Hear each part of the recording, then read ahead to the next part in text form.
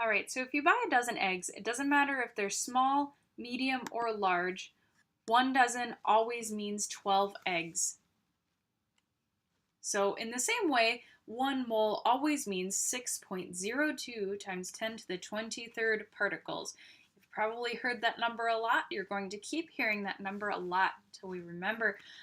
So let's take a look at the periodic table of elements. Now you'll notice that there are a couple different numbers on the periodic table. You want to focus on this one that's underneath the symbol. So I've got carbon, nitrogen, and lead right here. So let's focus on these numbers.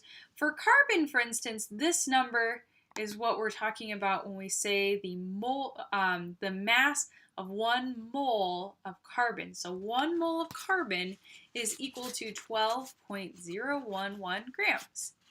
So if we get 6.02 times 10 to the 23rd carbon atoms, we get 12.011 grams.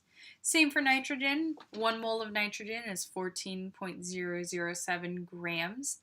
And then let's take a look at lead. Lead is 207.2 grams for every mole.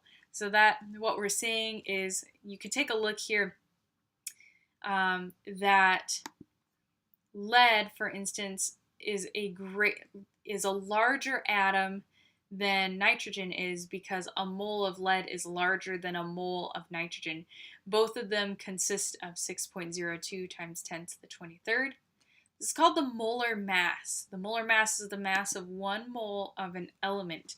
So that's the mass of 6.02 times 10 to the 23rd right here. So I'm going to write it underneath just so we can remember. So 6.02 times 10 to the 23rd. That's how many particles are in a mole of lead. And that mole weighs 207.2 grams. All right, moving along. How much mass is in 6.02 times 10 to the 23rd atoms of an element? That's another way to word what molar mass is. Now let's take a look at some ways to write this. We're going to be writing like this for quite a while here, where you write in the numerator and in the denominator. So you've got molar mass is equal to 1 mole. Or you could write it like this, where 1 mole is in the numerator and molar mass is in the denominator. We'll do an example of this in a little bit when we answer what is the molar mass of carbon dioxide. So if we have 6.02 times 10 to the 23rd carbon dioxide molecules, we're trying to figure out what the mass of that would be. So we're going to have to take the mass of carbon and the mass of 2 oxygen molecules, add them together, and figure that out. So here we go, down here. Let's give that a shot. So we're going to write it down in this green box here. And before we write that down, we have to calculate how many moles we have of each element.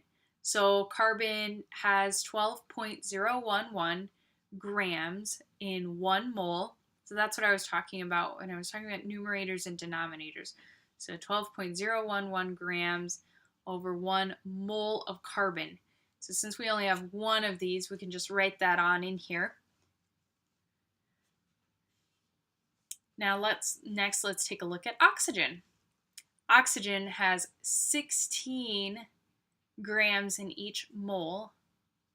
So 16.00 grams over 1 mole of oxygen. That's an O, that's not a 0. So that's referring to oxygen right there. Now let's take a look. We have a 2 right here. That means we have 2 of these atoms. So what we have to do is multiply this by 2. I'm going to change colors so we can recognize this a lot better. So what I'm basically saying here is you've got to take 16 times 2. And that is equal to 32. I'm not sure why I put 0.1 there. It should be 32.00, but you get the idea. So for oxygen, we've got 32.00 grams And let's add them together. So when you add those two numbers, you get, oops, put a little addition sign there. You're going to get 44.01 grams. And that's how you solve that. So go ahead and give that a shot on your worksheet. This is actually an example for the first problem. See how you can do with the other ones. Good luck!